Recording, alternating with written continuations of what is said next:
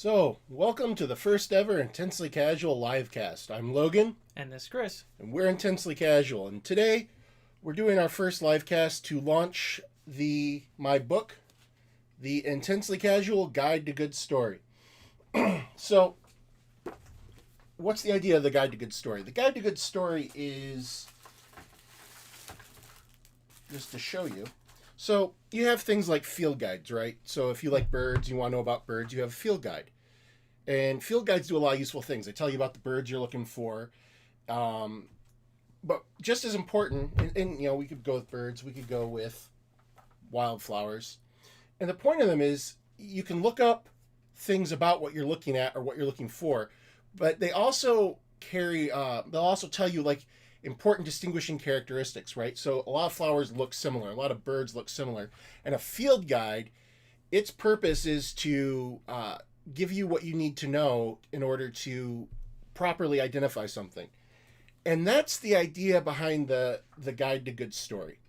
The Guide to Good Story's purpose is to help you identify which stories will and won't have value to you, and also to be able to clearly articulate why it has value to you. And part of the problem is a lot of times people, they have a realization, they have an intuition they're not going to like something, but it's kind of hard for that part of our brain that has the intuitions to form words. Or nail down like why it is, or articulate, or gesticulate what it is that they. Yeah, because we have two systems, right? Our brain has a system one that kind of does the work of building our experience, collecting our sense information, and creating our intuitions. And then we have the system two that is slower, more thoughtful. System one is hot and emotional. System two is cold and rational. System one often struggles to get the words to system two that it wants to say. So this is part of what we're doing, to help you understand what your system one wants out of stories in order to get what you want instead Yes. of what's being sold to you. And to understand why, and of course understand why specifically something has value or not. To you. How this started was we had this idea we wanted to work on some sort of creative project. Yeah. And we were really disappointed with a lot of the commercial stories that were out at the time. We'd go see things and really wish we hadn't wasted the money. Mm-hmm. And in particular, so there's like an unholy trinity of movies that really sparked Intensely Casual. And in the Guide to Good Story, keep showing that. By the way, if you order this is going to be available tomorrow, September 2nd, print on demand at Amazon for, I believe, $19.99, thereabouts. And then as an ebook from Amazon, Barnes & Noble, Google, and Kobo for right about $9.99. And it's, this is a serious book. This is not like the $5 ebook that's 10 pages long. This is 313 pages long printed. But oh, you were going to say something? But it's not the Tale of Two Cities either. Yeah, it's true. It's not the Tale doable. of Two Cities. It's very doable, especially if you focus on like certain key chapters. Like I always think it's part 3 is quality. Yeah, mm-hmm. Part 3 is quality, and I always think of that as the heart of the book. But anyway, we would go watch these movies and we weren't happy, and there was that unholy trinity of Ghostbusters 2016, which we have a full-length commentary on. There is the episode of Game of Thrones, season 6, The Battle of the Bastards. That was the moment I knew Game of Thrones was going to go wrong. And I talk about that in the book. How someone asked me, like, isn't that episode great? And I'm like, no, this show's going to end badly now. And I kind of lost a friend over it. But what I realized I haven't talked about in the book, we haven't done a podcast on, is Star Wars Episode 7. Because it really highlights why I felt the need to we felt the need to take on this project and then write this book. So I went to see Star Wars Episode 7. I was excited. I was happy. It looked cool. I go to this theater. It's packed, high energy. People are dressed up. The theater has like stormtroopers walking around. They had an actual R2-D2 running around beeping. Before the movie started, someone came into the theater with a stormtrooper and R2-D2, and she gives us the speech to get all hyped up. And it just so fast, I realized we were in trouble. Yeah. Because I realized just very quickly that it was really just like a remake of Star Wars. Like, it was claiming to be a sequel, and these days this idea of the requel, the sequel that's a remake, is more common. It was a much newer idea at the time. Yeah. And once that Starkiller base fired, right, and it wiped out the entire Republic in one blow, and I'm like, oh no, they have just reset the entire story. I was hoping for more Star Wars, or at least more story. That's the same thing, right? Yeah. This is resetting to a different Star Wars, or it's kind of resetting the story, and then they're going to do their version of Star Wars, and for reasons we'll get to in a little bit, that causes problems, right? Our brains don't like having stories reset. Yeah. It's one thing to walk into a reboot. It's another thing entirely to have a story reset. Because all the characters that you have devoted your time to, and the stories and their history have devoted your time to, are cut off. Yeah, but then you're also being forced to walk through the exact same thing, over and over. And just give me a second. I'm trying to futz with my windows here. Yeah, so I just realized that this movie wasn't going to give me what I wanted, which was more story. And even worse, because it's sort of like Star Wars, but not exactly like Star Wars, certain things that end up happening in the movie make zero sense. Yeah. Particularly towards the end. Like they're not properly set up because the setup was part of old Star Wars, not the new Star Wars. So this didn't feel competent to me. It wasn't just that I didn't like this, right? People have different tastes. Yeah. This felt like it was made wrong. So our first idea was that we were just going to try to point people towards good stories. So we started with this idea that we're going to do film commentaries, which morphed into our current idea of film commentaries. Which is still out there. The new commentaries are out there. The old idea was just we're going to commentary movies we liked and tell people why we thought they were great. And then the idea was on YouTube, we were going to try to walk people. Our first step was going to be introducing people to this series book called the Discworld books. Very good series that we like. We like it. But the reason it made a good starting point was because it's 40 books long at least. And they don't... There's no guide. Like, they're not numbered. They don't always feature the same main characters. There's lots of different casts. Some of them are just one-off. And if you want to see how crazy, there's maps out there trying to link them all and organize it. It's crazy. Yeah. And the thing is, over his life, and he writes them from, the author, Terry Pratchett, writes them from, like, the early 1980s to, like, the late 2000s, maybe mid-2010s. Mm-hmm. And there's a real, like, the early books are very different from what comes later as he kind of finds his voice and he gains experience and skill. And then, unfortunately, towards the end of his life, he started suffering from early onset Alzheimer's. Yeah. And the quality of his books began to decrease. And you could see the impact the disease was taking on him. And even with the helper writers and things like that he had. Yeah, because he had editors. And so my idea was that I would be like, okay, here are the best books, which largely come from the middle. And here's what you need to be aware of in the beginning. Here's what you need to be aware of at the end. Even then, we were starting to like hone in on like, okay, this is where you want to optimize because you have a limited amount of time. Yeah. Like all of us have a finite time on this earth, and we're honing in on, okay, where is your best amount of time and money spent? Yeah. In the product. Exactly, but working on that is when I had like the epiphany that led to this book. Because doing the research, some of the books that I thought were objectively bad, and they are. The writing is less good. People were saying those were their favorite books. And I couldn't understand that at first. Until I realized a huge draw for me for the Discworld books was that, to me, I mean, I like humor, but I also thought they were well written.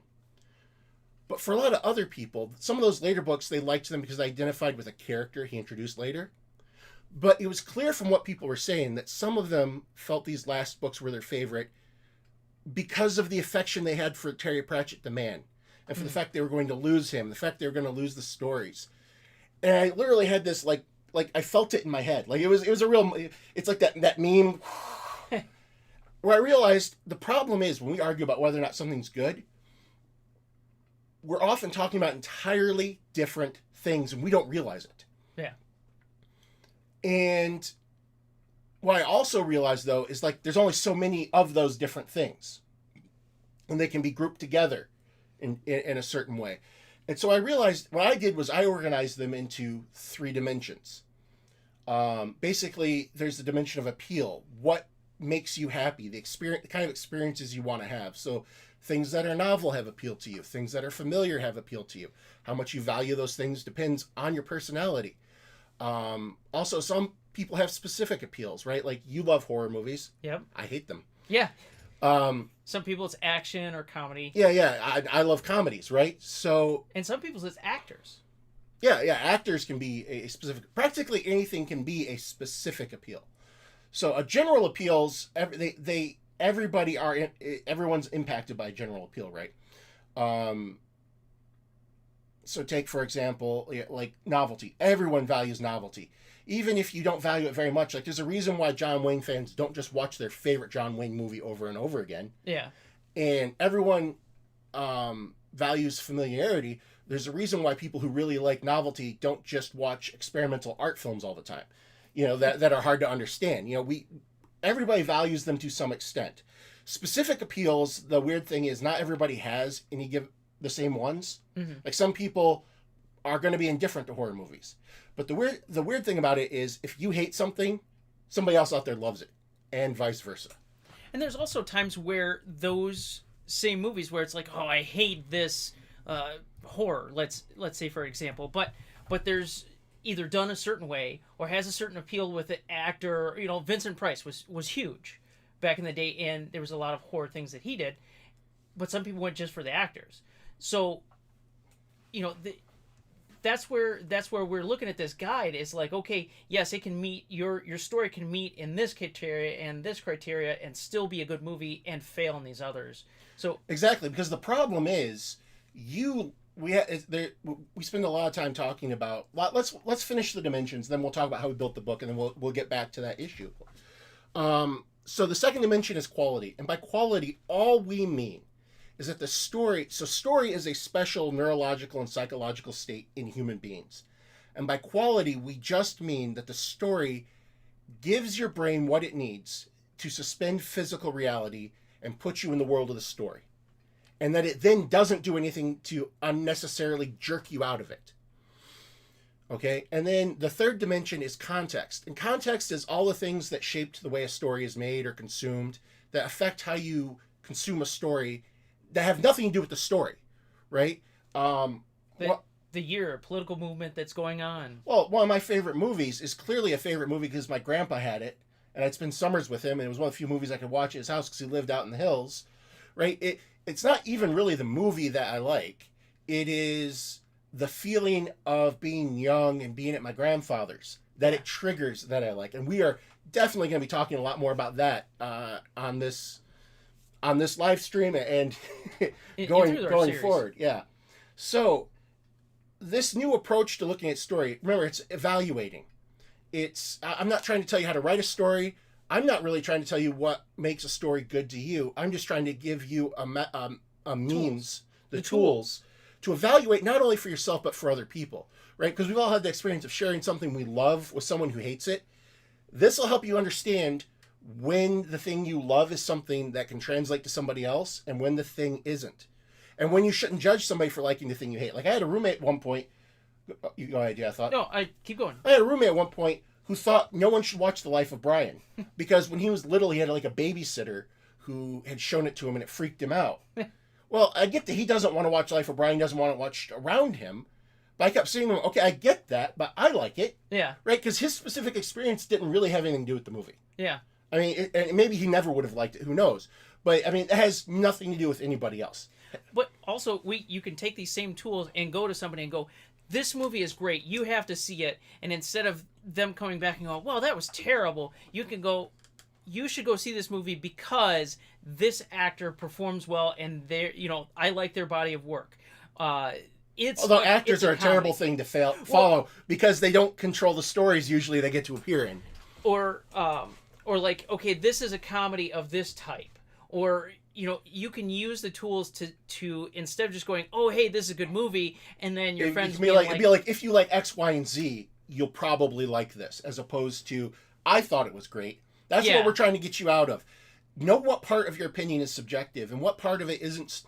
It's not so much objective, but it is common to humanity. It's a little bit like if you know how to wear color.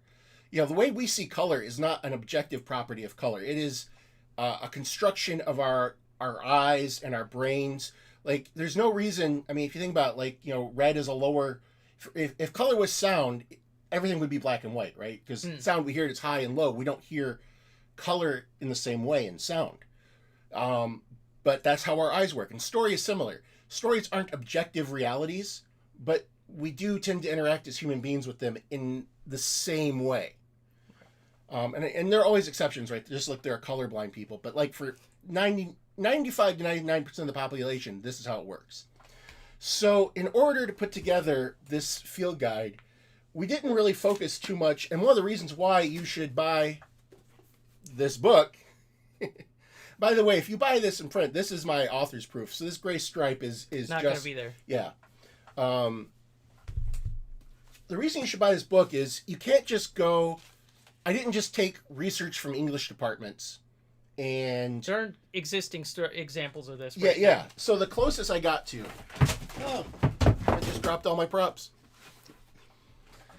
All right, so the only two things that were explicitly about story that I really referred to was the Poetics Aristotle, which is like the classic foundational work of studying story in Western civilization, and The Storytelling Animal by Jonathan Gottschall, which is a really interesting book. It gave me, and I credit it in the Guide to Good Story, it's where we get this formula that a story at its most basic level is a character plus a problem. If you don't have characters and you don't have a problem, you do not have a story. You have a documentary. You don't even necessarily have a documentary, because documentaries are usually stories. What you really have is just, you have an account, you have a narrative, you have an anecdote, but it's not a story. And that's not even a good story. That's just literally the basic. If you don't have that, nothing else. If you have everything else that would make a story good, and you don't have a character and a problem, if you're missing one of those, your brain is not going to enter the suspension of reality. By the way, there is no such thing as the suspension of disbelief. That I know we've all heard that, but that's not how it works. Your brain automatically believes stories, and it will only disbelieve a story if forced to. And I spent a lot of time in the book talking about this. There's a whole chapter on what a story is, and then the chapter on quality just impacts all of it. You're going to sneak it back in? All right. But where I really drew my insights from, because I wanted to understand if there's anything that's, if not universal, but like endemic to humans about how we experience story, I really wanted to understand the psychology of it. Like, why is it I don't like certain things, but I think everyone more or less will dislike them. And to that end, these are the bulk of what I relied upon.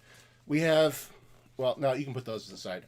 So in psychology, we have, first of all, Thinking Fast and Slow by Daniel Kahneman. Daniel Kahneman wrote, he won the Nobel Prize in Economics for his work basically on the kinds of mistakes that we make as human beings when we think, like the errors that we will always make. He did not write about story directly, but what he ended up writing a lot about was how we create false narratives in our mind, such as false narratives of why we like or dislike something, which is why you need a guide to good story, because it turns out one of the most important factors in determining whether or not you think something is good is whether or not you like it. And the primary way you can overcome that limitation is that particular bias is called the affect heuristic, mainly kicks in when you don't know how to evaluate what you're looking at. Yeah. Once you know how to evaluate what you're looking at, you can recognize that, okay, there's a thing that has features I like, but it isn't necessarily good. And which is basically taking out you can step back and take out your bias. Exactly. And really, not even take it out, but just fully understand it. Understand your bias. Yeah, factor it in and out as necessary. To know when it's perfectly fine to like something that's bad. We all do. But maybe not expect everybody else to buy into it. This book is thick and dry. I think it's one of the most important books ever written. Changed my life. Maybe, but if you don't want to start there, so this is The Undoing Project by Michael Lewis. He's the author, most famously, of Moneyball. This is his biography about Daniel Kahneman and his research partner, Amos Tversky. Amos Tversky didn't get on the Nobel Prize because he died before it was won, and they don't give it to dead people. But this book is more accessible, often provides stories that help you remember some of the principles more easily, because that's one of the purposes of stories, is to help you retain information. So that would be a great entry point to Daniel Kahneman's work.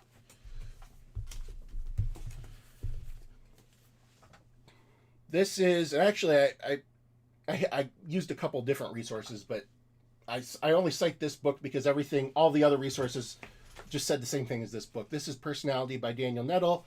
It's from the Oxford University Press. And the main thing to understand about personality is there is always going to be a liberal bias in professional storytelling, because it turns out that the thing that is most likely to make you a conservative is if you're high in a personality trait called conscientiousness. Mm-hmm. And the thing that is most likely, out of all other possible factors, to make you a liberal is if you're high on a personality trait called openness to new experience. Now, if you're high on both, they have equal effects. And if you're low on both, they have equal effects. But the reason this matters is, for one thing, people who are high on conscientiousness value familiarity a whole lot more than people who are low on conscientiousness. And as the name openness to new experience implies, people who are highly open to new experiences value novelty much more than they value familiarity. Oh yeah. That's a huge part of the political divide in our country and the world right now. It's just people with different personalities. The other reason it matters is the other thing openness to new experience is correlated with is it determines how likely you are to even want to do work in a creative field.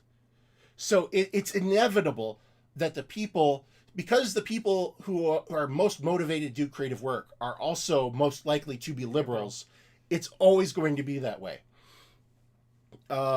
Separate from any other social pressures that might exist. So we should expect liberal biases from stories. And in fact, people generally accept them, right? Like evangelical Christians liked The Matrix, despite the fact that movie, it doesn't express an anti-Christian message, but it does bind to a bunch of values that high conscientious evangelical Christians wouldn't go for. But they're also not beating you over the head with them. A crucial point, right? They're letting the story speak for itself. So moving on. So we have this book here, Flow by Mihai Csikszentmihalyi. Let me see if I can get his. Man, they printed it small too. It's like, if you want to look up it, I'm not even gonna try. Look up the book Flow if you want to look it up, because his name is not spelled the way I pronounced it. I'm pretty sure I got it right, but it is not. It's an Eastern European name, so it doesn't come over to English the way you would expect. The reason Flow is so important, and he actually hates literature and stories. Like, he talks bad about it the whole book long. But the thing about story is it's a special case of the flow experience. Mm-hmm. All right. So in order to understand whether or not a story will be compelling, it has to generate flow in you. Okay. And so a lot of the ideas from Flow make it into the Guide to a Good Story. And we talk about what does the brain need to get into flow? How does it stay in flow when it's experienced story? What will force it out? All right. And then let me see. I want to highlight just two books. So, first one, again, just a life-changing book, is The Undercover Economist by Tim Harford. There is no more accessible book on how basic things like markets and prices in our actual real world work than this thing. If you can get through the first chapter, like, you might have to reread like the first chapter a couple times. That can be kind of difficult. Once you get through that, though, the rest of the book is very accessible, and we talk about this. The way businesses try to create markets and set prices at length in the Guide to Good Story. And finally, a book that I found after I started researching this, and I was super lucky to find, is The Luxury Strategy This is written by two experts on the field of managing luxury brands. What's that got to do with the story? Well, as even they realize in this book, it's not just luxury brands that use this strategy. And in fact, I would argue this isn't the luxury strategy. This is the franchise strategy. Any business that's a franchise, a long-running story franchise, any sports franchise, luxury brands are essentially a franchise. What makes a franchise, this book made me realize, is that implicitly it doesn't just sell you the product, it sells you a membership in something. And it sells you a state of mind. Well, that too, a little bit, right? I mean, they go on at length about, like, Ralph Lauren and Polo, right? It's like you have all these people trying to evoke this, like, yacht wear lifestyle look. Yeah. They don't even live near a body of water.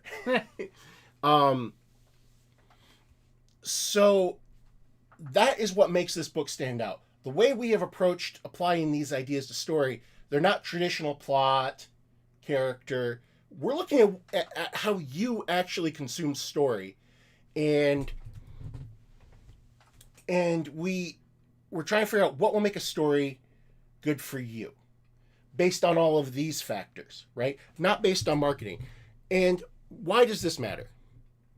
Is that, again, just give me a moment. Why does this matter? Well, because a lot of these stories that are bad, that we found disappointing, that we found unprofessional, they try to find some way to blame the fans for the problem. Ghostbusters 2016. Look, it suffered attacks from racist trolls. It absolutely did. But we wanted it to succeed. And in fact, the first time we saw it, we liked it. Yeah. Because we went to the theaters. We went to the theaters. But again, so what we discovered, what we realized is, just as I point out in the book, and we point out in the podcast, you can't trust your first view of any story, first of all. But also... Perfect example, while he's taking a drink here, is going to see the Christmas Express, I'm losing. Polar Express. Polar Express. We went to the theater and saw it in 3D, and it was just so exciting. I was so into it, and then we left the theater, and as I was walking away, I was like, "Wow, that was terrible." Yeah, because we did that. I set that up that year we did it as a big group. We went to the Henry Ford. We were watching it in IMAX. It was a party. That's same thing with Ghostbusters. Part of why we liked it. Now, part of it was we liked the actors. You liked them from Bridesmaids, which I did too. I liked Saturday Night Live. I liked the idea. I thought they were going to sell that they didn't. That this would be sort of like Ghostbusters, but because they're honoring the tradition of Ghostbusters by using Saturday Night Live people. Yeah. And this is really important. In fact, and we're going to talk about it at length in just a moment. That by using women instead of men, they had a real chance to do it in such a way as you couldn't compare it to the original Ghostbusters. Right. Because you don't want to go up against... For reasons we'll get to in just a second, you can't go against the original. You can't. It's better to make something completely different than to make something like the original. But then, when I decided to show this movie to my girls and I bought it, I paid money for it and I showed it to them. That second time, I'm not with my best friend. I've seen it before. I'm just sitting at home and I'm just like, oh no. And of course, because I know it's coming, like things I couldn't think about before, I start thinking about. Yeah. And I'm like, oh, this makes no sense. And I realized it was very bad. But again, like everybody who didn't like that movie was called sexist. Game of Thrones was even worse because they knew they couldn't call their audience racist or sexist because for 8 seasons that show had been very diverse. Yeah. The people watching this show were not against the diversity of it. So they literally created a new word called fan-titled. Like, well, nobody's entitled to the ending of a story that they want. That's true. But only the author is. Like, they're designing the story. Yeah. But the problem is they clearly didn't know how to deliver a satisfying ending. Yeah. Right? I don't get to name the ending, but there are only so many endings to any story that will work given everything that happened. That's a key part of story. And key part of the flow state. Right. So today is September 1st. The book goes live on September 2nd. And so I'm hoping, if things go well, right? I hope today, September 1st, is the day of the tide turns on this sort of incompetent Hollywood storytelling. Because today is both, the day we're promoting the book, which launches tomorrow, but today is also the premiere the premiere of The Rings of Power at Amazon. And I want to talk a little bit about that. Because that movie, when I hear people talk about, or it's a new series, Yeah, I was gonna very expensive. And when I hear people talk about it, you can see them struggle to say why they think it's going to be bad based on the promotional materials. Mm-hmm.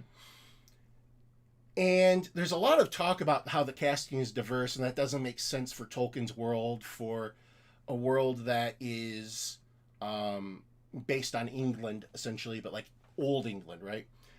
I think this is one of those examples where they're struggling to explain why they don't like it. Because these same people liked things like Nick Fury, or excuse me, Samuel L. Jackson as Nick Fury in the Marvel movies, right? Which is a gender swap. No one complained in the new Dune that Dr. Kynes, who was probably envisioned as a white man, was played by a black woman. Okay? And there's a very simple reason for this. In those cases, either the audience accepted it or it was explicitly sold as, well, yeah, we've changed the gender or whatever of the character, but it's still the character, it's still the story. And so people were fine with it. The problem with Rings of Power is they didn't say something like, well, we wanted to cast a diverse group of people because we wanted the best actors. Right. What they said was they were fixing and updating Tolkien for a modern era, to make it right for a modern era. And that they were making lots of other changes to the story for that purpose. You know, in particular, Galadriel, they're making her a warrior, which is weird, you know, because Daenerys Targaryen in Game of Thrones was not a warrior as such. Yeah. I mean, at some point she starts riding around on her dragons, but for the most part, she's just a leader, right? So I'm not sure why Galadriel needed to be a warrior, but it doesn't matter. And here's why. So by buying the rights to Tolkien, and this is an analogy, but it's not even figurative. This is literally what's happening here. By buying the rights to Tolkien, that's like buying the rights to Coca-Cola. Yeah. And then by saying, well, we're going to give you an updated version. That's like saying, we bought the rights to Coca-Cola, but we're going to make you drink new Coke. Now, don't get me wrong. People understand you're going to do something different with it. Like, they understand, okay, well, there's Coca-Cola, but maybe you're going to make cherry Coke. Yeah. You know, people will accept modification, but they hate replacement. And that was, in fact, the downfall of New Coke. There were a variety of problems with New Coke, but one of the most important ones that Coca-Cola did not understand was how important the experience of drinking Coca-Cola culturally was to people. Mm-hmm. Again, like that memory, like if you have that memory of summers spent with your grandpa, you know, and it's a hot day and he offers you a cold Coke, that creates sense memories. It has nothing to do with the quality of Coca-Cola. In fact, New Coke probably was better than Coca-Cola. It did better in their taste tests. Oh, by the way, New Coke was just Diet Coke with sugar. Like, I mean, it's, yeah. People are fine getting a new version of something or a different version of something, right? People who like Coca-Cola aren't against the existence of Pepsi. And some people prefer Pepsi. Yeah. But no one wants New Coke because it triggers this part of our brain that says counterfeit. And we don't like counterfeit fake things. That's engaging system too. It is. Like, people are really sensitive to this idea that they're being fooled. And when I say sensitive to it, I don't mean intellectually. Like, you can't avoid it. Like, it's this what is wrong with this picture kind of thing. That's the problem. They have so mismarketed this series. And it is an indication, because they've spent so little time, and the previews give you very little idea what the story is. And it could be just they just want to keep a secret, but it more than likely, from what we've seen in the past, but that's just New Coke again, because what's secret? We know it's based on Tolkien's Silmarillion and Lord of the Rings appendices. Right? It's in this period. I haven't read these since like high school at the latest. Mm-hmm. Okay, but for anyone who doesn't know, in Middle-earth, actually doesn't even start out as Middle-earth. Spoilers. Spoilers on the century-old. For anyone who doesn't know, basically they're gods, and they come down to the world, and then they have the elves, but there's this one evil god who steals the most precious treasure from some of the elves, goes out to the world, causes all sorts of mischief, and eventually the gods round him up. His name's Morgoth. Round him up, chain him up, take him away from the world. Okay. And then there's like peace on the land. But Morgoth had that's essentially the story of the Silmarillion. Morgoth had this very minor helper Like they mention him being important, but he doesn't come up a lot in the story. Named Sauron, who you may have heard of before. And the Rings of Power, my understanding is that it's covering the period of time after Morgoth has been caged. But Sauron talks his way out of being imprisoned, and he's like, I've changed, I've reformed. And so he's allowed to be free. And this covers the period of time where he tempts the various nations, and he gets them to craft the rings, and he builds the one ring to control everything. So what mystery they could be hoping to hide the ball on, I don't know, right? Like that's what the story's supposed to be, but like that's like the broad strokes of it, right? Yeah. This story is not really well fleshed out in Tolkien, so I don't know what the story is because the previews haven't told me. And I noticed like the first things you hear in the most recent preview is like they say, "Speak your truth."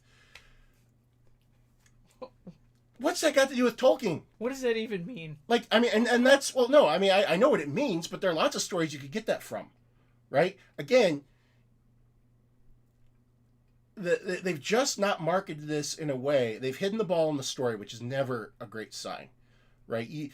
Like, when the previews give you all the story, that's a bad sign. When they give you none of the story, it's usually a bad sign. Unless they're like, really are, like, The Matrix really hid the ball and stuff, but they were told you, hey, there's this huge reveal. Yeah. They were flat out, hey, there's a mystery here. Luke is your father. Something. Yeah, sorry, I got lost sidetracked there. But there's, what was I saying?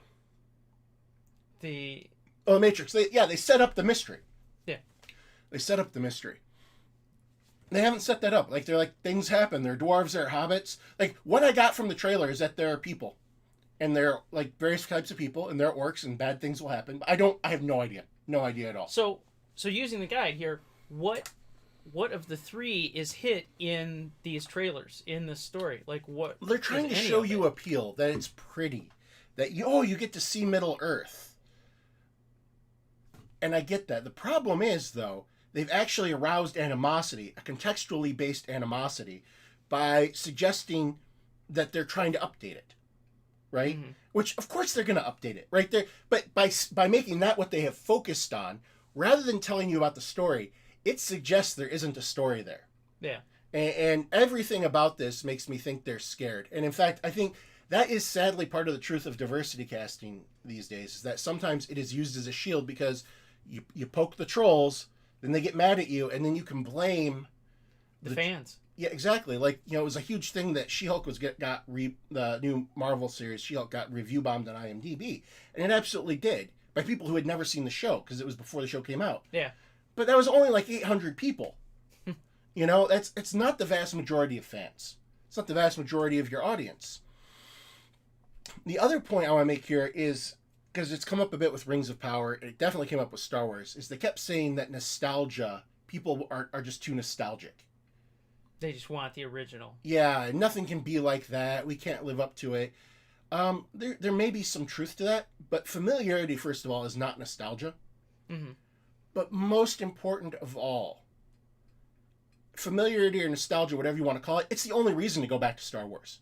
If people want a new story, they'll go see a new story. Yeah. Right? Like, this or just call it something else. If you make Game of Thrones as it exists on HBO and call it Lord of the Rings, people would be mad. Yeah. Right? Right? I mean, this is the situation they put themselves in. I don't know why. If you want to update Tolkien, I think the legal standard is like, if you make something 10% different, it's yours.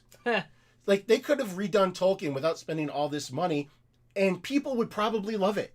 Yeah. They have literally created a scenario where you're just not going to be happy. Unless you really think the world is a better place because of diversity casting in a Rings of Power series, and worst of all, like, that sort of thing has more value for the creators, right? They get to feel that they did a good thing, and good for them.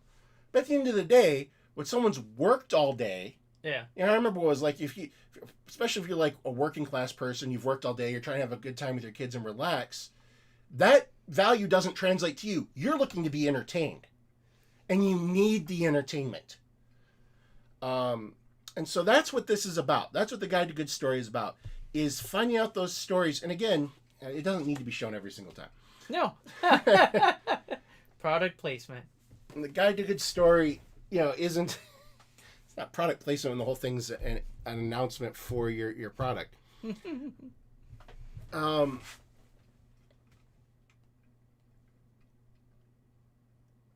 The point of this book is to help you figure out where to spend your time and money, fundamentally. And with that said, again, it's launching tomorrow. If anybody has any questions, now would be a great time to ask them, because I think we've said our piece. We've covered our topics. And yeah, absolutely. Yeah, it's a little awkward because we're just sitting here because of the stream delay. We're sitting here waiting to so I'm trying to think of what else I want to say. Open up to a random part of the book. I was gonna say flip back to your... You know what? Let's just talk a little bit about what's in the book. So again, if you have questions, that'd be a great time to put them in the comments. We're watching. Yep, we are watching the comments right now. So the layout of the book is this. There's 5 parts. Part 1 is basically how did we get to this place? What is the story? Kind of what we introed here. Yeah, in much more detail. Part 2 is we look at appeal. Well, actually, before we get to that, so each part of the... Of course, I'm looking at the wrong thing to see myself. Each part has chapters and has what we call case studies, little examples of what we're talking about. So, for instance, part 1, our case study, which is just talking about story, we talk about Ellen, Ellen's TV show. The TV show, and how, there's this narrative that it failed because it was too gay, essentially. Which at the time did make sense. It was very possible that could be the case. Yeah. But then the next year, Will and Grace premieres and becomes a huge hit. And so I went back and watched Ellen, and I'm like, oh no. What really seems to have happened is in between seasons 4 and 5 of Ellen, they made so many changes, they triggered our brains' systems to think the story's over. They really closed out one story and started another. And which many of us have felt in movies where you're like, oh, it's done? Okay, oh, wait, there's more? Well, and we have a number of commentaries in the can right now. Yeah. And one of them is what I think is one of the first really abusive franchise movies, which is The Transformers the movie. Which the first 25 minutes of it could be the best episode of Transformers ever. Apparently you're telling us great job, guys. It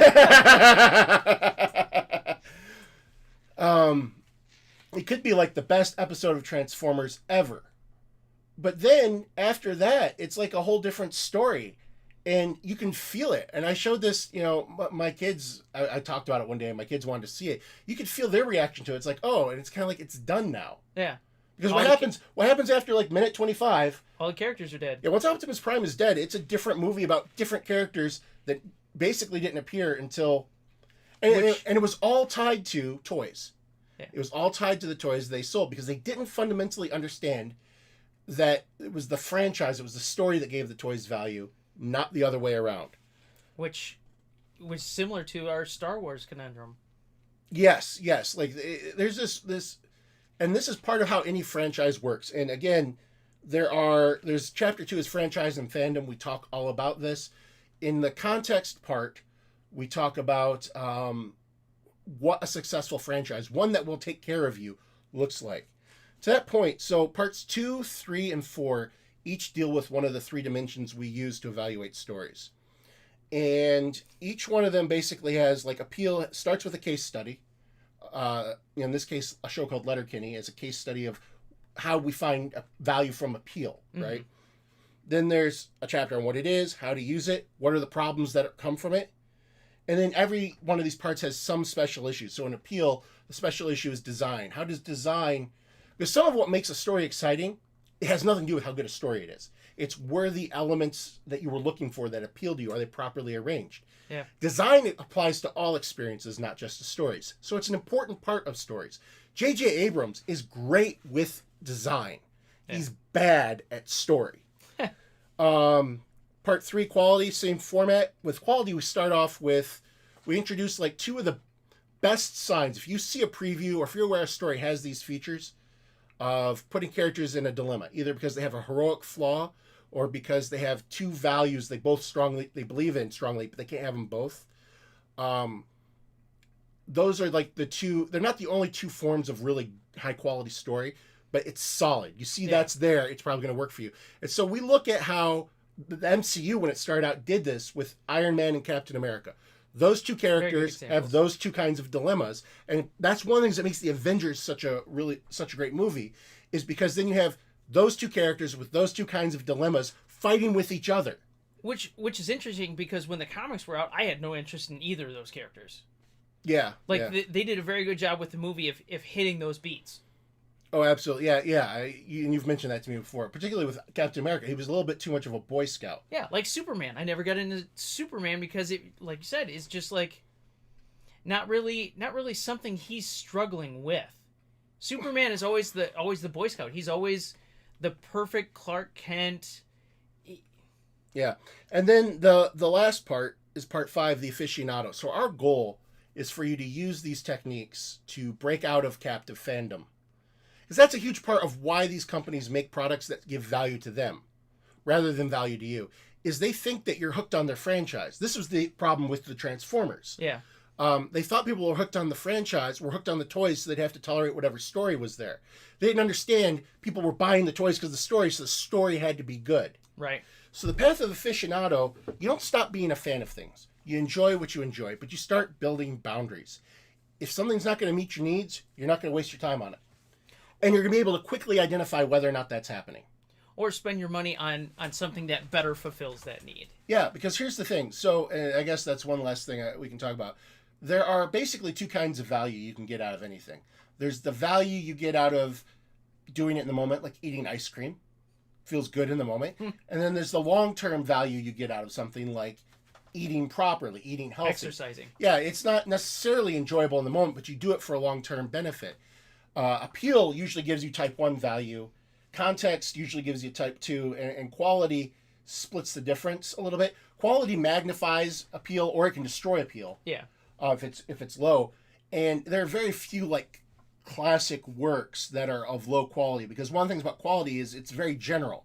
So the higher a quality thing is, the wider an audience it appealed to, much more likely to become a genuine classic of some kind. So going forward, we've already got some videos on YouTube. Every video I make, I try to do at least one thing better. We're aiming for about one a week. Yep. Although there won't be one this Sunday. What we are going to try to do is upload our commentary on Frozen, which is it's a DVD style commentary on Disney's Frozen, and in this case we're going to be talking about how Frozen is sort of our example of quality. Right. Because we don't super like Frozen, so we don't suffer the affect heuristic. We don't think it's good because we like it, but it does just a phenomenal job of giving your brain what it needs to suspend reality, stay engaged, doesn't trigger disbelief. Right. It hits the beats, and we're able to with our guide step back and look at it objectively and realize that it meets those needs. Yeah. So those are going to come out roughly one a month, and we may do like one live stream or so a month to deal with some other issues. It's on some of the commentaries as they roll out. In particular, Marvel's TV series WandaVision absolutely broke my heart. And when I say that, like, in order for something to disappoint you had to like high hopes. Like WandaVision, I felt was good for like 3 to 4 episodes. Then it seemed to get bad, and then it really raised my hopes that it was going to get amazing. So much so, I actually went online and recorded a video to be on record and be like, if they do what I think they're about to do, this solves every problem in the show, and it will be amazing. Yeah. And they actually backed away from what they said. Which is disappointing, because you see that a lot of times. It's almost like they set up like a really good element, a really good story arc, then never go anywhere. Best example of that sort of thing actually was in the trailers for Star Wars Episode 9. There's a scene that showed that like maybe Rey, the good guy, goes to the dark side, and I'm like, maybe she goes to the dark side, and then the guy who was formerly bad turns good and has to kill her. And Jen just looked at me and she's like, they don't have the courage for that. Yeah. So, look, just because you solve some problems, we live in a great age of story, right? Story is very available, thanks to things like streaming. Thanks to CGI, they can make things that are amazing and wonders that we could never see before. But as I can never remember his name. Weinsweig? I don't know. One of the founders of Zingerman's says, just because you solve a problem doesn't mean problems go away. It means you get a better class of problem.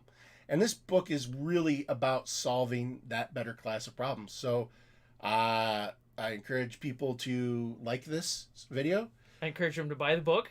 Yeah, subscribe to please subscribe to the channel. But yeah, definitely buy the book if you think that this would be interesting to you, because the book is in depth. It is deep. There's so much material that I can't even begin to scratch in videos, and even in the commentaries. And we boiled it down too, because it was double the size originally. It was, yeah. There are whole topics and chapters that were generated for this book that were like that can never go in. Like the first thing I wrote was a whole chapter on the history of story as a technology. Like why has poetry gone away? Yeah, things like that. Useful for me to have thought about, but like it couldn't fit in the. It's already 313 pages. It's like 80,000 words. It's roughly what's considered standard novel length. So we have tried to, length is a form of general appeal. We've tried to give you enough length that you feel it was worth, just like I say in the book. The right amount of length is you feel it's worth what you expended in time and money. Time and money to get it, but not so much that you feel it's a burden. That's hopefully the sweet spot we have hit. And with that, I hope that you keep enjoying all the stories or hope that you are able to use these techniques to find the stories that have value to you.